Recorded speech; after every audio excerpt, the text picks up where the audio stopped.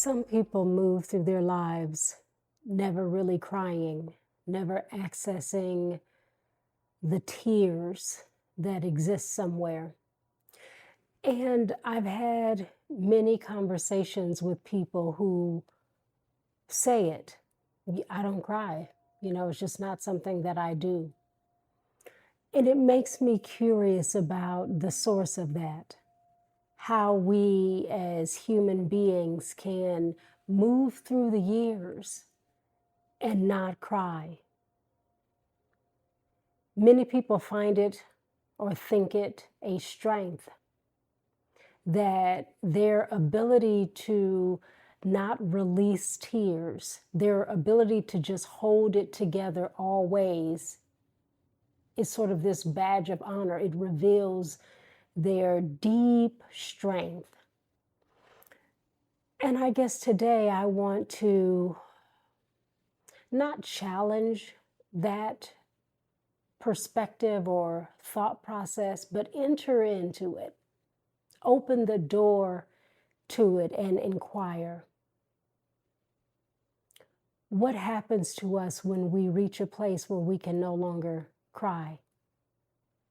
From where did it come?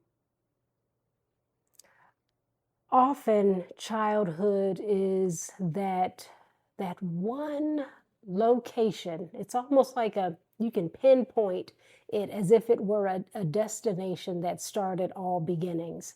It's that one time in our lives where many things occur that become the foundation for how we move through our lives, especially if we do not spend enough time to reflect, give things deep thought, contemplate the ways of our being in order to grow beyond. And when we think about childhood, many of us did not come from emotionally mature or emotionally available parents or caregivers, caretakers. And when that happens, it stifles us in some way, because it means that either we didn't have the opportunity to access how we truly felt, including our sadness, pain, but that maybe the response or the reaction to it was such that, be quiet, stop crying, man up, boys don't cry, you're too sensitive. Why are you always crying over everything? Those types of reflections, that kind of modeling really does a great deal of damage. We start thinking, oh, there's something wrong with me. I'm not supposed to cry, or it's unsafe to cry. I can't feel. And slowly through time, we close ourselves off to accessing that tender vulnerability. Then we fast forward and somehow we've gotten to 60 and we're not crying. We haven't cried. And you know what it means. Think about it. How does one feel deeply and not cry? In many ways, is as if saying, I'm not going to allow any aspect of my life to affect me, to touch me, for better or worse, be it crying from deep joy and gratitude, because not all tears come from pain, or crying because of heartbreak or devastation. To not cry is to say, in many ways, I'm robotic. I'm maintaining my life. I'm keeping it all together. I don't need to cry. The body needs a release. It's like sweating, pores, the ability to inhale and exhale. Imagine if we just held our breath. We wouldn't exist. And so by holding our tears, there are aspects of us that aren't existing. We've closed ourselves off and we think it's strength. I want to invite you, if this is you, to see what touches you in your life. What are you afraid of? Have you been hiding? Not wanting anyone to see that there are places and spaces within you that are tender and soft, that care deeply, that hurt? Or is it that you have to hide sort of in the dark closet and release those tears there where no one can see you?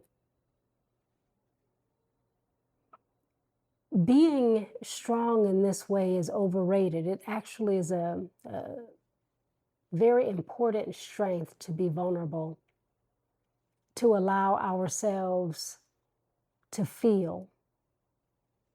It allows us to be not only present for ourselves and the totality of our lives and the full range of our emotions, having access to the full range of our emotions, it actually allows us to be emotionally present and available for others, to be able to hold their tears. Otherwise, we risk shutting them down, calling them too sensitive, saying to him, boys don't cry.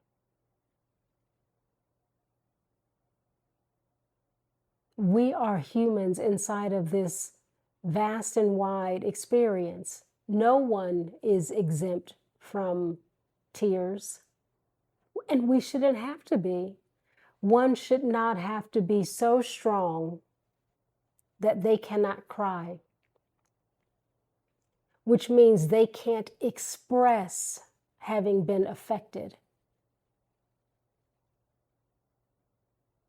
When we become cold, we become dangerous. When we become dangerous, we become less than who we really are. We become unknown to ourselves and to others. I remember growing up, I didn't cry often. There would be times when I did cry, but I did so alone, behind the closed door of my bedroom, and in a way that made me want to leave the pain, leave the hurt,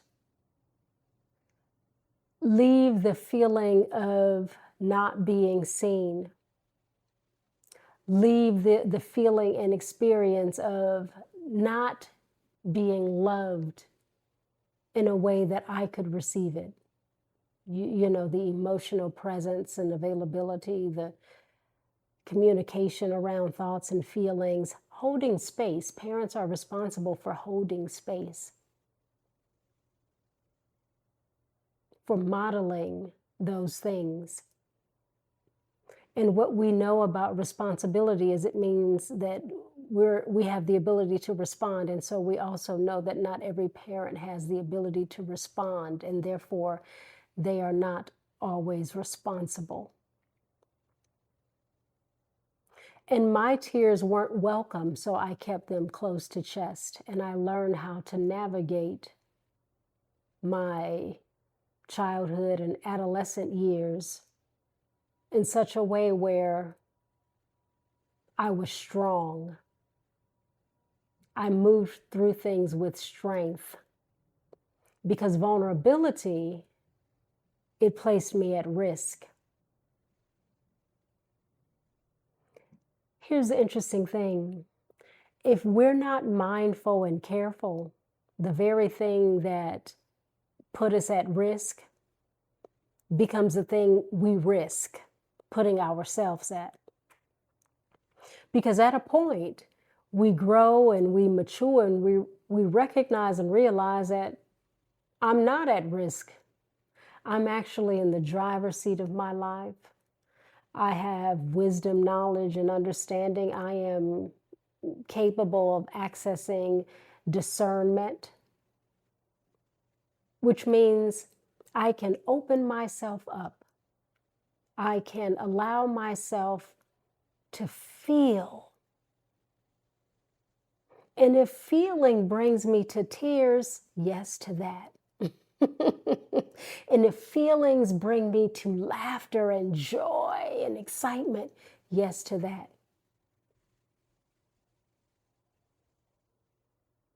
We no longer have to hide or keep close to chest the truth of how we feel.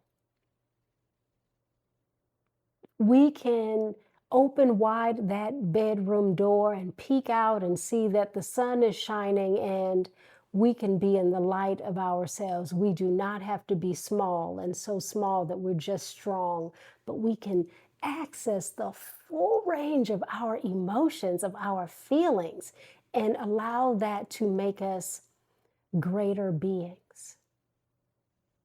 I invite you, listener, to cry a little more, to experience what brings you to feeling a little more, and to welcome and create space and invite others around you to do the same. And may you be a shoulder on which someone can lean and have their tears dampen your shirt. Because crying means we allow others to do the same. I remember working in hospice, and I had a patient who said, I like to cry because tears are liquid prayers. Tears are liquid prayers. If you are a prayerful person, then be with your tears. Allow them to reach the heavens. Allow the tears to infiltrate you in such a way that you're changed. You feel lighter even because you've let something go. You've released. I like the thought of tears being liquid prayers. And I appreciate even more and beyond that the journey that has led me to being able to access them. Whatever your journey, or perhaps you are bearing witness to another's journey, may it create room and space for the abundance of tears.